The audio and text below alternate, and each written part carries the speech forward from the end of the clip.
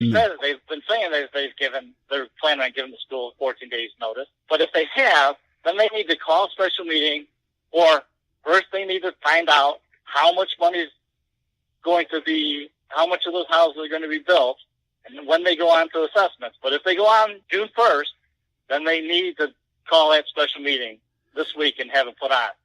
That's 10 or 20% of the amount of TIF that they're going to dollars that they can collect. That's a big chunk of money, $300,000 or $400,000. Right. From what I remember, them just discussing, they were wanting to wait. The only discussion about holding back on the TIF was waiting until August when the new superintendent took his position. So that's the only discussion I remember, and somebody can correct me if I'm wrong, but that's the only discussion I remember on holding off on the TIF. Yeah, that was early. That was early in there. They get hung up on whether the school should be involved and how much they should be involved. But as far as how much of their contribution, one of the other things that annoyed me is Schomer was like, well, maybe we'll just do the 75-25 10-year TIF because we think that's going to give the city the most money if the school doesn't participate. I mean, that's we don't care what we do to the schools. We're just going to do what gives the city the most money. Right. Which along that's with a whole withholding other the article. money. Yeah. So like I said, to not have a discussion or not be able to tell me when the auditor puts these houses onto the tax roll is a foul, considering how much I've talked about that over the last 2 months. Well, I know some of the council members listen to this podcast, so that could be a big question that not only they as council can ask, but a resident could ask, hey, this was brought up. I'm bringing it to you. See what you guys can do. So that's what's good about doing a podcast. Yeah, that's good if they listen to all hour and a half of it. Right. And they will. But really, I mean, they need that answer on Tuesday. And if that answer is these things are going to go on June 1st, then they need to have a special meeting on Thursday and pass the test, same way that we did it in December for the last 3 tests that we've done. I mean, that's just what they need to do. And they need to get off of this schools need to be building the city roads type thing. And I don't understand how Shaw believes that that's there. And I don't know Morgan all that well to figure out what his brain's thinking. But obviously those two are out to lunch in this. The schools need to be building city roads idea. Yeah, I don't specifically remember them saying that schools, I mean, obviously that's the implication. However, right, yeah, if they want the schools to go to a 70-30 TIF or anything other than an on-school TIF, what they're doing is they're asking the schools to build city roads. Right. The schools should not be building city roads. If anybody thinks that, I would question, do you understand that the city and the schools are a separate government entity? Because the schools are not, or the city is not providing the schools with textbooks. I mean, just being silly, but yeah, the schools should not be providing roads. Yep. So yeah, like I said, the license test has bothered me in a whole bunch of different levels, and if we wanted to talk about that for an hour, we probably could. But right. Really, the important part about that is Monday, they need to figure out when these things go on the tax roll, how much they lose if they don't get them on, and if it's June 1st, they need to have a meeting on Thursday. If it's not June 1st, then, they can wait, they can dilly-dally. But to not know that answer, I could call any of the council members and, from the public discussion that I've seen, they don't know that answer. So, and I think their next meeting isn't until the 4th anyway, so they're going to be past. If what you're saying is correct, they're going to be past all of that. Well, that's what I mean. They need somebody needs to call up there and tell Schomer that he needs to give them a definitive answer. Get that, answer from the auditor on Monday, email it to everybody on Tuesday and have the mayor call a special meeting on Thursday to pass the test. So another question I have, if you don't mind, is we started talking in this discussion about transparency. So this council has adopted new social media guidelines, as they say. From my perspective, watching the meetings, sitting here, reading different things, this council wants to silence certain folks. What we just heard at the last meeting during, they were trying to bring into an executive session, was the potential removal of a council member Glenn Otto, who's the at-large council member in the city of Heber Heights. So did you watch that discussion? Yeah, I did watch that discussion. So there's two totally different things. Okay. Right? So on the social media policy, I didn't watch all those discussions because that was during the year that I have gone, but I've read it. I've done all that kind of stuff. And the social media policy does not say they can't get on social media and do stuff. The discussions to make it seem like they can were phrased in a way so that some people would take it that way because the people that said it knew that they would take it that way, but that's not what the social media thing says it. And again, I think if people are taking it away from the fact that they shouldn't be talking on social media, then they've been bitten by more deceptive spin, right? Because that's not what the social media policy says. It does limit council members' ability to speak freely on social media. No, it does not. There are certain quote unquote guidelines in there, like they have to have and I read this on a previous podcast, but they have to have a disclaimer here.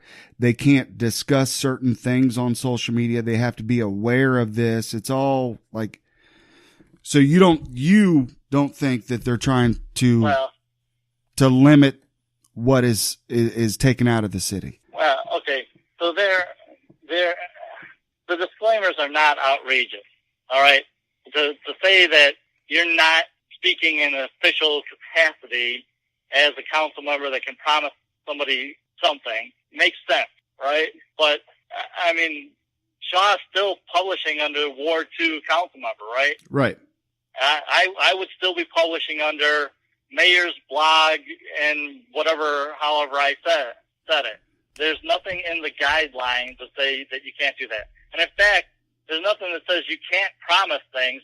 So the problem is, if you do promise something like that, you might be putting the city at limit. And you don't want to put the city, in liability by saying, oh, I'm going to award your company, this contract. I mean, those are things that you get briefed on when you're come in as the mayor. You can't promise that. Nobody's done that though, have they? No, but that's what I'm saying. If you look at what the social media policy says, it just says don't do that, it only makes good sense. Now, right? It's all common sense stuff that didn't need to be in place. One person or another person might think, oh, we've got this policy now because we didn't like this person or that person talking or blogging or this person or that person doing this or that. If that person doesn't read what's actually written, know that they can still do whatever they were already doing, and they take the wrong impression out of it because they had the discussion, well, that's that person's issue for not understanding what's actually being written. Right? Okay.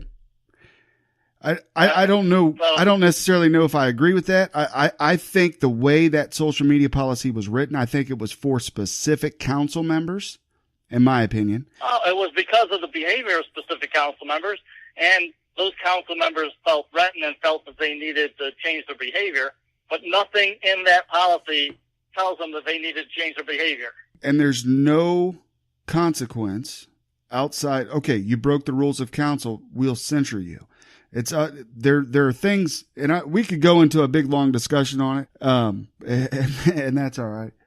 But so you did hear that they were trying to remove, or they're trying to hire outside counsel, whether it be the prosecutor or special counsel, to look into if Mr. Glenn Otto broke the charter or not. Right. Right. So what are your thoughts on that?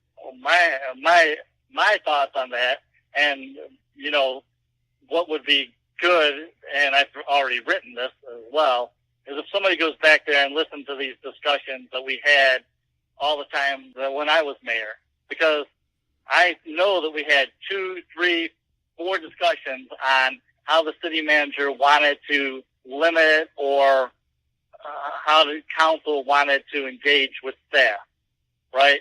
And part of that problem was, you know, he wanted some council members to quit being so obnoxious to staff. And at the same time, I'm having a discussion with him on that. You have Mr. Lyons walk right into the engineering department and start having his discussion without even going through the city manager first, right? So out of those discussions that we had in public, Mr. Schomer was given the opportunity to say, hey, I don't want council contacting staff without first contacting me, whatever. And he never put that rule in place. All right. They have had previous city managers that have said, do not talk to staff at all. And the city manager could say that, but Mr. Schomer has not. Okay. So when Mr. Schomer, when our ordinance guys are, zoning. Yeah. I'm trying not to say names, but for some other zoning. Yeah. Zoning. When our zoning guy forwarded that letter to Mr. Schomer should have just come up there and said, hey, this is kind of letter that kind of crosses the boundary. Let's not write it again. All right. And he could say that kind of stuff, and that would be the rule. And like I said, when I was there, I wanted him to write out what his policy was. Right. If he was having issues with some council members and others, write it out, because that's the hard work, to make it fit for everybody.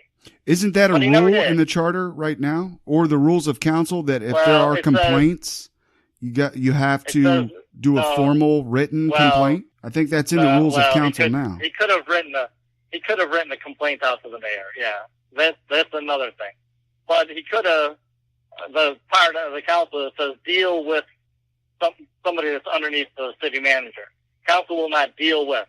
So he needed to define what deal with meant, right? Because technically, if you go in there and you ask the secretary, is Mr. Schomer up in his office, you're dealing with the secretary, right? Right. Is that not allowed without, all right? So what does deal with mean?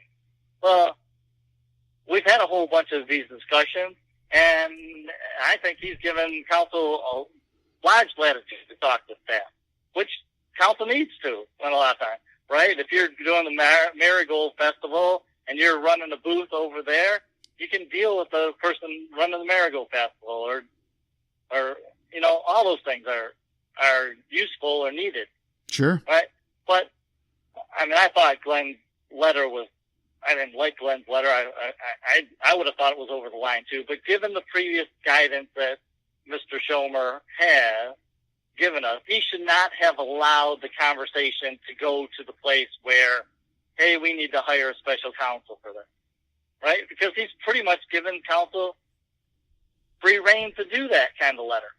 So he needs to step up and say, hey, no, what I really meant was we need to be a little bit better on this kind of letter. Let's not do this again in the past. So the idea that he's let them go 40 minutes about discussing whether they should hire a special counsel to investigate whether this is a case of dealing with or not dealing with is a foul.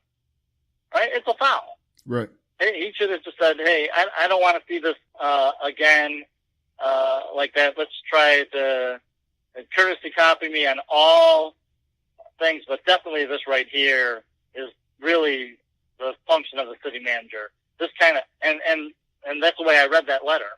I mean, that letter is a function of the city manager. It's up to him to convey if the zoning people are being a little overzealous or not. It's not up to council members to convey that.